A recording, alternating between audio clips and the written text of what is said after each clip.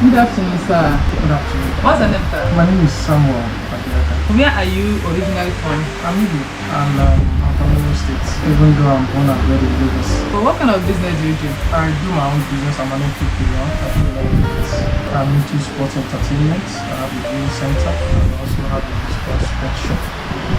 And like I said, I do some other things, of course, legitimate by the side, to go to God and so to God. I'm just an entrepreneur.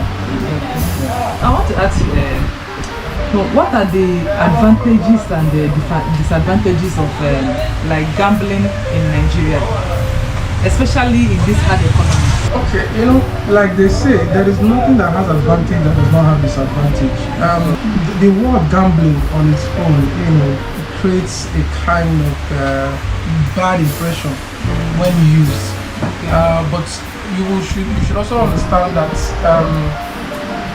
ordinarily there's nothing wrong with gambling as long as it is done or played by the rules, and that is why it is legal. I mean, if it's completely wrong, yes. I'm sure the government won't have allowed it or legalized it. Okay, so, but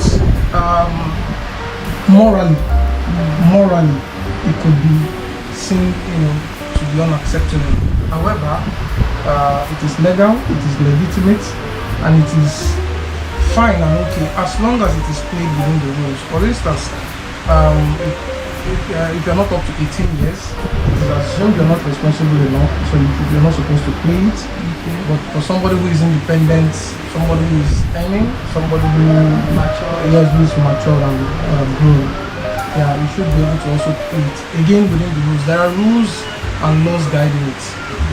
So at a time like this, it's about the only thing people who are jobless can actually fall back on. You'll find people who go into it telling you that they can't steal. So the only option they have is to use the little they have to see how they can get more, and so they go into it and then hope. As long as it is played, according to the rules, there are people who will tell you they can't do anything illegitimate. And so this one, because it is legal, and because they consider it legitimate, they choose to, go into it rather than, steal or do any other thing. So, like every other business, the business of betting or gambling is, is controlled by the authorities, both by state governments, the federal government, and local governments. Okay. So it is just what it is. It is good if you manage it well, and of course, if you don't do it well, then it becomes bad. Again, like I said, like every other business, it has its own risk, it has its own good sides, it has its own bad side. So it all depends on how you manage it. How do people react, especially when they lose? What are their reactions? Nobody finds this funny, when they lose. Okay. It's not about this now. In life, generally, when you lose out of anything, game, competition of any sort, nobody is happy about it. Okay. Even in a class, when you don't take the first position, you're not happy about it. So in every competition in life, generally everybody wants to win. Okay, in the family you strive to be the best. In your school, at your workplace, you just want to win, and so that's the mentality, human mentality, naturally. So for this also, it's not it's not different. People who lose, they are not happy about it, but they know. The good thing about it is that they know that when they go into it, it is either they win or they lose. So when they lose, okay, they just take it as part of it. But of course, it doesn't give a very good feeling when they lose. So that's just it. How can one avoid being addicted to gambling? Control. In everything in life, you apply moderation. In everything in life, in every facet of life, you just have to apply moderation, and then of course discipline. Okay, so it's not just about gambling.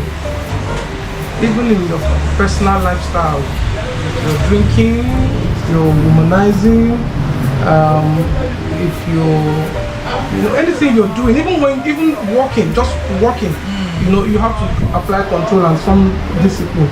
And that is why people will always tell you that, listen, you don't spend too much time at place of work as against your family, or maybe to the detriment of your family or any other thing that you're supposed to, any other responsibility that is for you. So moderation and discipline, it's just what it takes. I own the business, but I rarely do it or play it. You understand? So because for me, I feel most times it is not necessary to take the risk. I only go into calculated risk, and it's not just only in the business, in every other thing I do. You understand? If I want to, even when I go out to hang out or enjoy with my friends, I do it within certain limits of sanity, so that I don't do it out of hand. So it's just about moderation and discipline. That's all. Which tribe are more into gambling? Is it Yorubas or Igbo? Everybody gambles. What age rate has it? No, everybody gambles. I really see Hausa people. Because you are not there, you are not in that list. You see, the gambling company is everywhere. Okay. It's in the east, it's in the west, it's in the north, it's everywhere. Okay. Do you understand? So because you're here, you see more of the Yorubas. Okay. Because if you go to the east, you will see more of the Igbos. Okay. Same applies, to the north. So if you go there, you see more of the Hausas. So it's everywhere. And it's everybody gambles. No tribe wants to succeed. No tribe wants to, be left behind. Wants to fail. Everybody wants to succeed. Yeah, everybody wants to make it. So the attempt, the zeal, the desire to succeed, to get better financially is for everybody, regardless of tribe. Okay. So how is business doing? Business Since the rise of dollars, now the economy challenging. Yeah. You see, business has been challenging. Every business, not just this one. Life in Nigeria has been challenging, in all sincerity. For us particularly, even though we have no direct involvement with dollar rate and all of that, but your customers are the usual daily Nigerians who go out, who work, make their earnings and all of that. So when they face these challenges, then you also expect that it will affect their patronage, you understand, of the business. So it's been challenging, but we keep pushing. We just keep pushing and hoping things get better. Everybody wants improvements in using our business. So we also hope that things get better and the customers will have more than enough to patronize us. Was it better during Buhari? When each time arguments like this come up, one thing I say is that it will only get worse over time. And the reason I say that is, for instance, if you ask an average Nigerian which of the government in Nigeria between the past and the present have benefited them most, they will easily tell you the past. If you go back to the Jonathan era, they will tell you the bag of rice was 3,000, 4,000, dollar was 115 naira, blah blah blah, and all of that. But how about if you go further back to Obasanjo's time? The bag of rice was even further lower, maybe 1,500 or 2,000 and all of that, before Jonathan came. Fuel price and all of that. So, but guess what? One of the worst governments in the history of Nigeria, any typical Nigerian will tell you, will be Abacha government. But you know what? Abacha's government, in terms of economy, was even better than Obasanjo's government. So the thing is, as time goes, and life continues, you discover that things will only get worse. It doesn't get better. And so as these things get worse, as humans, we try to adjust. You understand? So yes, compared to now, of course things were better under Buhari. You get? But I tell you that whoever, no matter who comes in next, it will only get worse. You discover that Tinubu's tenure will even be better than that too. So it's just life generally. Things get worse over time, and as human beings, it's only expected of us to strive to be better. You understand? So for instance, a loaf of bread used to be maybe 200 naira back in the day. Now a loaf of bread is about 1,000 naira. 1.5. So, but people are still eating bread. Yeah. Do you understand? So while those things are increasing, our earnings are increasing, our work rates are increasing, our everything is increasing, and so we only hope that there should be something for us to do at every particular point in time, so that we'll be able to cope with, whatever the economy brings before us. That's all. Do you think that Nigeria would have been different with P2B? No. Why? Like I said, P2B would have also been worse than Buhari. Maybe it would have been different from what we have now. Maybe, just maybe, it would have been a bit different from what we have now. Let me give you an instance. When this government came in, one of the first things we heard was that members of the House of Assembly wanted to buy SUV cars for their operations, and at a time Nigerians were struggling, gnashing their teeth, fighting for survival and trying to meet up with the harsh economies. We had a parliament who were more interested in getting SUV cars, new SUV cars with millions of dollars, that would have been used to better the economy. Perhaps if Peter Obi was in power as a president, maybe, just maybe, there would have been something else or another way to have gone about it. But it wouldn't change the rise of dollar. I don't think there's anything P2B would have done to change the rise of dollar. P2B wouldn't have done anything. Subsidy. Yes, again, like I said, you see, maybe P2B would have done it differently, but I can tell you that P2B's government would have been worse than that of Buhari. No government gets better over time. It's not possible. No government gets better over time. Okay, so a lot of efforts, a lot of hard work, a lot of sacrifices will have to go into anything before things can even become a bit manageable. However, we as human beings, nobody wants to make sacrifices. Nobody is ready to make sacrifices, and that is the problem we have at the echelon of affairs, at that helm of affairs. And sincerely, when I hear people criticize this I find it a bit funny, because every Nigerian is just waiting for the opportunity to embezzle, and that's the sad reality. That's where we have found ourselves. That's the thing. When they get there, they do the same thing. These people spend money to campaign, to do all manner of things before getting there. Not forgetting the Godfather stuff. So we can only hope things get better, and also make efforts. I wouldn't want to say or use the word pray. No, we need to make efforts, deliberate efforts, to put the right people in power.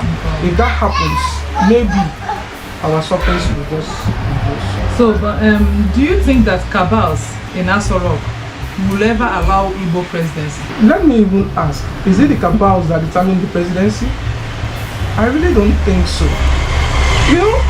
If at all there is a set of people called the cabals, if at all, that's a different argument entirely. But let us, for the purpose of this discussion, assume that there is a cabal. Now, the question is it the cabal that determines who becomes the presidency? I don't think so. I think it is you and I who determine who becomes the presidency.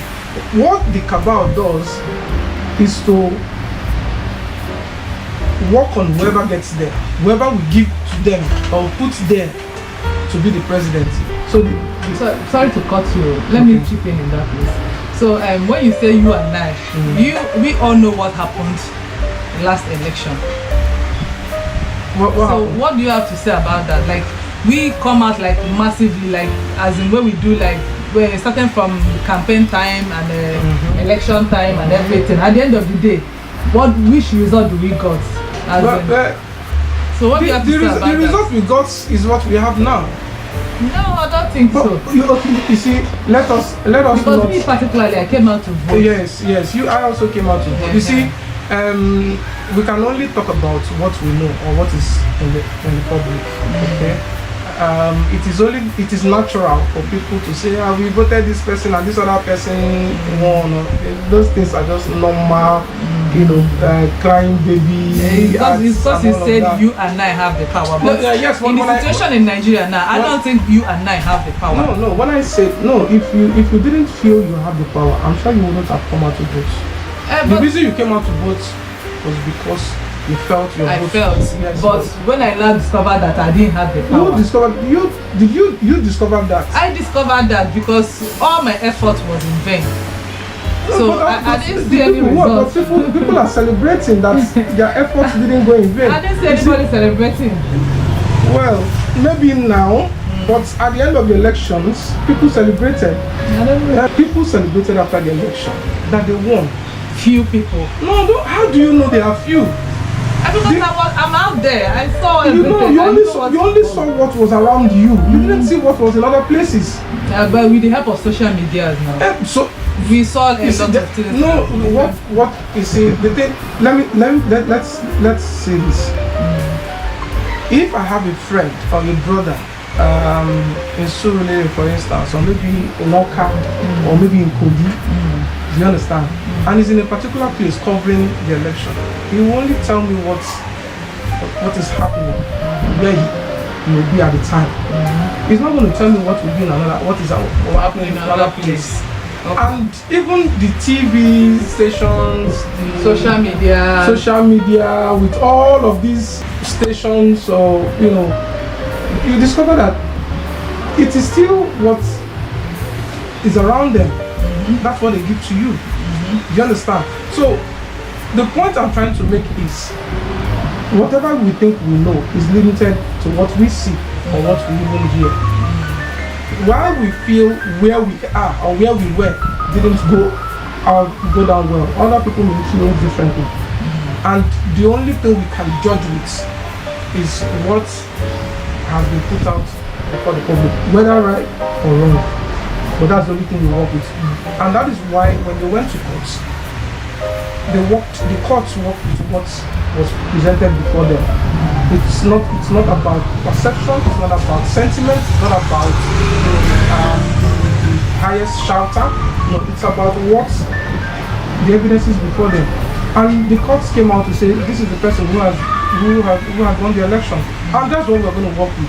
So while the supporters of Peter Obi may be crying, I'm sure the supporters of Atiku will also be crying, but at the end of the day, somebody had won, and that's what we're going to work with. So I'm sure if Peter Obi had won, Tinubu's supporters will also be saying that it was rigged and these things happen everywhere. Okay. These things happen everywhere. It's not just politics. It's politics. It happens in America. Just in the recent past, we heard about Russian intervention, or interference in American elections. It happens everywhere. So it is what they feed to us. That's what we work with, and that's what it is. We don't have choice. Not exactly. I wouldn't say we don't have choice. Like I said, and that is why at the end of every election tenure, we still come out to vote, believing that our choices will make a difference. Do you think it's very important to vote for your brother, even if he's not qualified to be the president? Or is it more important to vote for someone that can rescue the country, no matter the tribe or the region? Even like idiots, will be able to answer that question. You see, this sentiment of tribe or relationship when it comes to issues like this are natural. They are natural.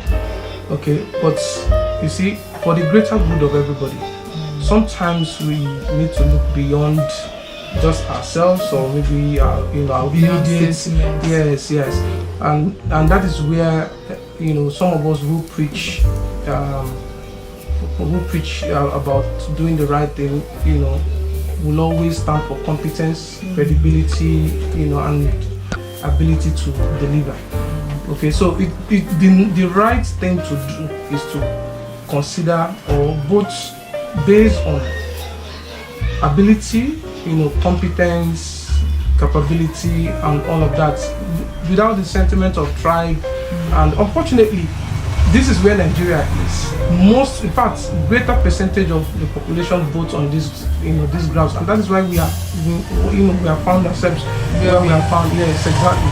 So it is only, I think that is why I keep saying that if anything has to happen right, it is the two of us. It is you and I. It is, the people around who should be able to decide that, and that's what I stand for. So it's not about being Igbo or being Yoruba or being no. Religion. Yeah, no, exactly. That's I don't know. That's myopism of considering putting religion, putting sentiment, putting tribe, putting relationship first before what is right. It's not. I think we should have by now. We should have outgrown that. Move to the next level where competence takes precedence in acts or actions like that, such as elections. The way Nigeria is going right now, where do you see Nigeria in the next maybe 10 to 15 years? It depends. Again, it depends on us as individuals. You see, a school of thought would say our leaders are a problem. Another school will tell you that it is the people who are the problem. So why does it seem that other tribes hate Igbos? Perception. For me, it's just perception. I think, personally, I think that we are crying too much these days as Igbos. We feel, that we are not getting what we are supposed to get.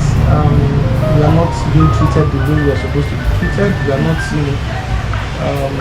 giving the things that are due to us and all of that. But again, don't forget that before you begin to accuse the non-Igbo man who is the president of Nigeria, how about your state governors who is an Igbo or who are Igbos? How about your legislators, state legislators who are Igbos? How are they treating you? Unfortunately, the Igbos have, some of the worst set of leaders, as governors, as Igbo leaders, as legislators, what have you. And that is why, for me, I think we should first begin the cleansing from the home. We should first begin. Can we start criticizing? Can we start, holding our own leaders who have the Igbo origin responsible for the things we are facing before we even begin to talk about the presidency. In any case, it is what these people, these are Igbo leaders, present to that round table, that federal table. That is what they judge with. That is what they work with. So if they give us peanuts, why would our leaders accept peanuts and then even have the guts of bringing it back home? So for me, first of all, our leaders, our own leaders of the origin should be held responsible before we even start talking about others. So the hatred for Igbos, again, like I said, is perception. What is so special about the Igbo people? The Igbo is indeed a special tribe. Even in Nigeria, the Igbos are exceptional. They are strong. They are thriving. There is basically no aspects of life that you're not going to find the Igbo man. In economics, you find the Igbo man. In education, you find the Igbo man. In everything about life, you find the Igbo man. In fact, in everything, you find the Igbo man, paying his way to being the best. I give you an instance. Back in the days, we read that Chief Obafemi Awolowo, who was the head of the Western region at the time, had to make education free for the Yorubas to go to school. And that was what actually, because education was free, a lot of the Yorubas had the opportunity of going to school and becoming educated. The Igbos didn't have such opportunity. They didn't have such gesture. So, and what we had was a set of people, a set of a tribe who had to pay their way, to fight their way, struggle their way, to go to school. So you find in every family, every other person stepping down for one particular person to go to school, become educated, and help the other, help lift the other people and all of it. So virtually in everything, the Igbo man has fought his way to surviving. He has never gotten anything for free, and that speaks volume of our resilience, of our strength, of our commitment, our ability to go all out to get whatever it is we want or that we desire. So we've never gotten anything for free, of course, including our freedom. We fight for it. You understand? That is a typical Igbo man. He doesn't believe in getting anything just like that. You understand? So even when you have maybe a particular person in the family that is rich, so to say, for him to help the other ones, he will make them go through some sort of struggle, so that when they finally get there, they will appreciate whatever it is they have gotten. So I think that resilience, that mentality, that strength, that go-getting ability is what makes the Igbo man exceptional. And that is why they say that in anything in life that the Igbo man is not involved in, don't do it. Don't do it. So it makes us special. It makes us unique. I think for me, thank God I'm Igbo. Sincerely, thank God I'm Igbo. It's a privilege to It's a privilege, yes. I'm first an Igbo. I'm first an Igbo before being in Nigeria. I'm first an Igbo man before being in Nigeria. Tomorrow, if those who called us or who brought us together and called us Nigeria hadn't done that, maybe if they had carved us into Cameroon, we would have been Cameroonian, but still Igbos. Yes. So wherever we find ourselves, we first be Igbos before becoming whatever it is, the environment we find ourselves. So I think the Igbo man is just a special trait. The rate the government is destroying Igbo properties and businesses in Lagos, what lessons should we as Igbos learn from that? A lot. Okay. Luckily, unfortunately, I don't own any of those properties. However, from what I am seeing, I have learnt. So if I have to buy any property in Lagos or anywhere else aside, even in Igbo land, I have to do due diligence, do my proper investigations, inquiries, do the normal things I'm supposed to do, so that even if eventually I am to find myself in such a situation where the government tomorrow decides to say, okay, your house is built here, but I want to construct or build a road, on that particular facility, at least I'll be rightly compensated. Yeah. It's not like you move this thing and nothing comes to you eventually. So for us, I think we should learn. Let's stop falling and playing the victim almost all the time. This thing is not just happening for the first time. It has always happened. Apart from the one that recently happened in Lekki, at some point it was in Adarian State, at some other point, different places and at different times.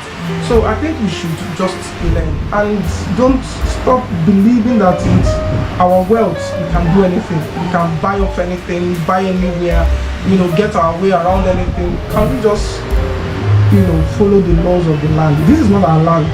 I mean, unarguably, but let's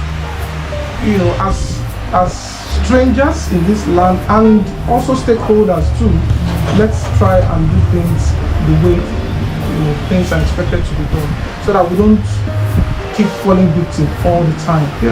In all of those things that happen, it's not like there are no other tribes that are affected, but the Igbos are more affected, and then we cry loudest, so, and then we feel it is about also. I really feel if the government do not have reasons for those things, they will not do them, one. And secondly, if those properties are legitimately acquired, they will get compensations for them. Definitely. They will get compensations for them. If Nigeria doesn't want Igbo people, what is preventing them from letting them go as Igbos? Does Nigerians don't want Igbo people? The way things are going, like... No, if they don't want Igbos, they would have let them go. I think the reason they've not let them go is because they want Igbos. That's the idea. Yeah. For me, you see, I think why would I even say Nigerians don't want to? And we are also part of Nigeria. We're also Nigerians, even though we are Igbos. The other tribes that we refer to as we also refer to as Nigerians also belong to different tribes. All of us, they are not Nigerians alone. Without the Igbos, there is no Nigeria. So for there to be a Nigeria, there has to be Igbos, there has to be Hausas, there has to be Yorubas, and then all other tribes and ethnics. So if the other tribes don't want Igbos, I'm sure they would have let us go. But because they know, in fact, they seem to understand and believe in our ability better than we do. Yes, we don't know what we have. I think we know ourselves. We don't know as much as we're supposed to know. But these other people seem to know better. They know what these people are capable of. Yes. Wow. Yeah. So that is why they don't want the Igbos to go. Do you understand? So they will do anything, including fighting you. Wow. To remain. Just like Pharaoh and the Israelites. Exactly. Wow. Exactly. So, and sincerely, if you have a good partner in business, you will do everything to keep that partner. Exactly. You won't let the person just go. Do you understand? Yeah. If it's about money, you talk the money. Wow. If it's about welfare, you whatever it is that they want to get out there, you do it. You try and do it. So just to keep the person, wow. And that's what they are doing. Do you understand? So again, I think that gives us kind of better acknowledgement, better appreciation that there must be something unique and special about us for these people to be holding us and refusing, that we go. Back to what I said earlier, it is because we are special. It is because we are a unique set of people, and that is why they cannot let us go. And I don't blame them, because if I'm in their shoes, I would do the same thing. Wow. Nice one. Okay, so what do you think that will happen in the East that will make the Igbos all over Nigeria to start automatically going back home to stay? What special thing, what is that special thing that you think that might happen in the East now, that you will see that Igbos will start going home without anybody driving them? There are a lot of things. Okay.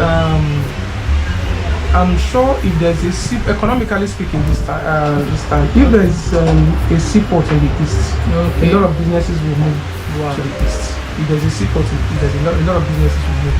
If we have the likes of Alaba International Trade Fair in the East, a lot of businesses will move down to the East. Okay. It is because we don't have facilities and places like this, and that is why we come down to this place to trade. It is not just in terms of business. I, for one, my university education was in the East. I studied in the Federal University of Technology away. And the reason I went down there was because I believed, in what was being offered there than what I'm going to get here, in the West or in other part of Nigeria. So if we have the equivalent of what we have here and in other places outside the East, back in the East, a lot of things will move to the East. So, but if we bring down the standard of our education in the East, you don't expect anybody to go there, because nobody wants to play the second fiddle. Everybody wants to get the best. Okay? If we have the seaport here, nobody wants to remain in the East to trade. When the seaport is here, it will cost you. So a lot of things. I'm happy for what is happening in Abia State. I'm happy for what is happening in places like Delta, and then recently Anambra and some other places. If we can replicate these things, in virtually everywhere in the East, I think people will move. There's been, the only thing that is that has brought people to a place like Lagos, and keeping people in Lagos is just the opportunity. Once the opportunity moves to the east or is created in the east, people will move down there. People just want to go to where there is opportunity.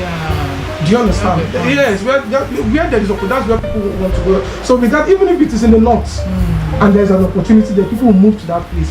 Once you create an opportunity anywhere, guess what? Create an opportunity on Third Mainland Beach. People will move to that place. It's true. So it is where the opportunity is. That is where people will move to. Regardless, nobody's. You see, whatever it is you think you have here can be replicated anywhere else. Just create a seaport, for instance, in the east. The banks, high, rise buildings, insurance companies, or whatever it is, they'll move to that place. So all of these things, all of these beautiful things you're seeing around here will definitely be built there too. So it's just about just create that opportunity. That's why people keep mentioning about creating the enabling environment for these businesses or for these opportunities to thrive. And so for us, if you do all of these things and some other things too, back in the days, people will move down to the east. There's nothing special about Lagos. Just like people want to travel, this same Lagos that people are traveling to come, people want to leave Lagos and go to abroad, US and the UK and all of that. It is about opportunities. Greener pasture. If you think the one here is green, go to US and see if you won't find a greener one. So that's just it. If you get something better than this in the east, people move down, and I'll be the first to do that. Trust me. That's true. Do you think that Igbos can rule themselves peacefully without misunderstanding? Is this ideology possible anywhere? Now, it's not about. I'm not even talking about the Igbos now. Is it possible anywhere? The 12 sons of Jacob. How did they do themselves? So I think it's not an Igbo problem, it's a life problem. Okay? We have people everywhere who, after the death of their parents, you discover that it becomes a bit difficult for the children to manage themselves. You understand? I personally do not believe that people are not managing themselves. If we have issues, but it's not normal. It is only normal for families to have issues. Not to talk of people with different tongues, though the same language, but different tongues, different way of life, and all of that. So the challenges of managing each other will always be there. That is why it's a problem, not just among the Igbos, but even other places. Among other tribes, managing themselves. In fact, sad to know that the North are even worse off than the Igbos. They're not even managing themselves better. So it's not an Igbo problem. Igbos will always and can always manage themselves, not without challenges. Definitely, challenges are normal everywhere. In a family, in a company, in a marketplace, everywhere. In offices, everywhere, challenges are normal, but the ability to manage these situations and bring these things under control is what makes it different. And of course, we have technocrats in the land. We have one of the people who belong to that set of the best business people in terms of management are from the east. So why can't we do that? If we really want to, we can. Again, the people should also be ready to subject themselves to management, and that's another thing. Igbos are naturally strong when here. So it's proud. Nobody wants to be controlled. As long as you are not feeding me, why would you control me? So it's inherent in us.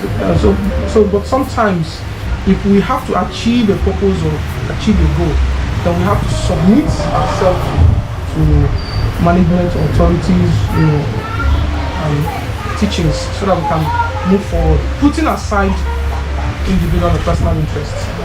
Like I do hear people, they will say, Igbos don't like themselves. Igbos hate themselves. They cannot rule themselves. No. They will kill each other. So if you will be asked to make only one wish for one good thing that should happen in Nigeria right now, what will it be? One wish for one good thing that should happen in Nigeria. One wish. Can we try and be president? Coming to what I'm saying. No, let's try and even president. Let's see if this. I thought you even say a woman. No, let's try and even president. Let's see. Let's just see. You know, because you see, our people say that when a child cries and points towards a particular direction, there must be something there. There must be something there that the child is seeing. So you have to look and see what is making this child point. Can we just, like you said, it's a wish, right? It's my personal wish. Let's have a try and go president, and let's see what happens. So that we change that. Let's see what will happen differently. I think that will be one of the best wishes and make it. And such a nice wish. I love that. Will you want to mention your location, or your contacts, or your social media for the viewers to? My name is Sam Abiaga, like I said, and I'm located at number 5, Paddock Avenue, Igbo, here in Alumosho local government area of Lagos. My contact is 00 910 11 019. 910 11 019. WhatsApp. Yes. Okay. No, that's not my WhatsApp. That's my personal contact number. But my WhatsApp contact is 003825212. And my social media, my Facebook is Sampa. And then my X handle or Twitter handle, like they used to call it, is at Blunt Apama. Blunt Apama. All right, thank you so much for speaking with us. It's nice communicating with you. At least I learned a lot today. It was quite interesting. Thank you very much, and do have a blessed year ahead. Thank you very much, and I pray that the blessing gets to all of us too. Amen. Thank you very much. Thank you. Thank you.